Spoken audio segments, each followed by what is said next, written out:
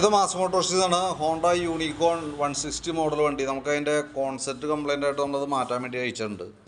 Handle wearing നിലവിൽ അത് അയച്ച് നമ്മൾ ചേഞ്ച് ചെയ്യുന്നുണ്ട്. ഇതിപ്പോൾ എനിക്ക് തോന്നുന്നു ഇടയ്ക്ക് മാറ്റിയേക്കണതാണ് ഈ കോൺസെപ്റ്റ്. പക്ഷേ പ്രോബ്ലം എന്ന് വെച്ചാലേ ആ കോൺസെപ്റ്റുമ്പോൾ ഗ്രീസൊന്നുമില്ല, ഗ്രീസ് നിൽക്കാതെ കൊണ്ട് അത് മൊത്തം തുരുമ്പിട്ട ഈ ഒരു അവസ്ഥയിലേക്ക് ആയേക്കുന്നുണ്ട്. അതാണ് ശരിക്കും അതിൻ്റെ കംപ്ലൈൻറ്റിൻ്റെ കാരണം കേട്ടോ.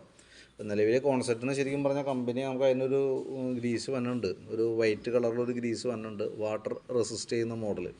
ആ ഗ്രീസാണ് ശരിക്കും അതിൻ്റെ യൂസ് ചെയ്യേണ്ടത്. അപ്പോൾ നമ്മൾ അടിക്കുന്നത് ഇപ്പോൾ ആ മോഡലാണ്, കമ്പനി ഒറിജിനൽ കിറ്റാണ് നമ്മൾ അടിക്കുന്നത് കേട്ടോ. ഇത് നിലവിൽ യൂസ് ചെയ്തേക്കുന്നത് എനിക്ക് തോന്നുന്നു കുറഞ്ഞായിട്ടായിരിക്കാം, അതല്ല ഗ്രീസ് മൾട്ടിപർപ്പസ് സാധാരണ പർപ്പസിന് വേണ്ടിയിട്ടുള്ള ഗ്രീസാണ് നമ്മൾ യൂസ് ചെയ്തേക്കാം. ഇതിൻ്റെ പ്രത്യേകത വെച്ചാൽ വെള്ളത്തിൻ്റെ അംശമൊക്കെ ചെല്ലും. അപ്പോൾ ആ ഭാഗത്ത് വാട്ടർ റെസിസ്റ്റ് ചെയ്യുന്ന മോഡൽ ഗ്രീസ് വേണം നമ്മളത് യൂസ് ചെയ്യാനായിട്ട്. അപ്പോൾ നമ്മളത് അഴിച്ച് ക്ലിയർ ചെയ്യണുണ്ട്. അപ്പോൾ ഞാനപ്പോൾ അഴിച്ചപ്പോൾ ഡീറ്റെയിൽസ് അപ്ഡേറ്റ് ചെയ്തെന്നുള്ളൂ. പിന്നെ നമുക്ക് മിസ്സിങ് കംപ്ലയിൻറ്റ് ഉണ്ട് വണ്ടി പറഞ്ഞിട്ടുണ്ട്. മിസ്സിങ് കംപ്ലയിൻറ്റിൻ്റെ കേസ് ഉള്ളതായിട്ട് നമ്മൾ പറഞ്ഞിരുന്നല്ലോ. നമ്മളത് അഴിച്ച് ചെക്ക് ചെയ്യുന്ന സമയത്ത് എൻ്റെ കാർബറേറ്റർ അസംബ്ലി നമ്മൾ ക്ലീൻ ചെയ്യാൻ വേണ്ടി അയച്ചാണ്.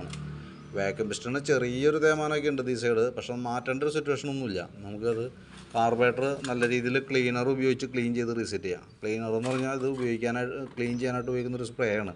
അത് ശരിക്കും അതിൻ്റെ നോസിലിൻ്റെ ഉള്ളിൽ കൂടെ കറക്റ്റ് ഹോളിൻ്റെ ഉള്ളിൽ കൂടെ ഒക്കെ അടിച്ച് കഴിഞ്ഞാൽ അതിൻ്റെ ഉള്ളിലുള്ള അഴുക്കൊക്കെ ഇടയിൽ പോകുന്നു. അപ്പോൾ എവിടെയെങ്കിലും എയർ ബ്ലോക്ക് കാര്യങ്ങളൊക്കെ ഉണ്ടെങ്കിൽ അത് റെഡി ആയിക്കോളും. പിന്നെ അത് കൂടാതെ നമുക്കത് ഈ തന്നെ സ്ലോ ജെറ്റ് നമുക്ക് ബ്ലോക്കാണത്. അപ്പോൾ അതും ഈ പറഞ്ഞ മിസ്സിങ്ങിൻ്റെ ഒരു കാരണമാണ്. അപ്പോൾ അത് നോക്കിയിട്ട് നമുക്ക് ക്ലിയർ ചെയ്യാം. അപ്പോൾ കാർബറേറ്റർ ക്ലീൻ ചെയ്ത് റീസെറ്റ് ചെയ്താൽ മതി. കാർബറേറ്റർ ക്ലീനർ വരും, സ്ലോ ജെറ്റ് വരും, അതിന് നമുക്ക് ഫിറ്റിംഗ് ചാർജ് വരും. അത്രയാണ് മെയിനായിട്ട് നമുക്ക് അതുമായി ബന്ധപ്പെട്ട് തന്നെ.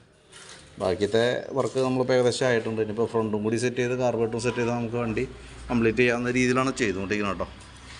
അപ്പോൾ ഞാൻ അതിൻ്റെ ഫ്രണ്ടും ഇപ്പോൾ ഫ്രണ്ട് സൈഡും കാർബറേറ്ററും നമ്മൾ അയച്ചപ്പോൾ ഡീറ്റെയിൽസും അപ്ഡേറ്റ് ചെയ്യുന്നുള്ളൂ. വർക്ക് കംപ്ലീറ്റ് ആയി കഴിയുമ്പോൾ കോൺടാക്ട് ചെയ്തോളൂ കേട്ടോ.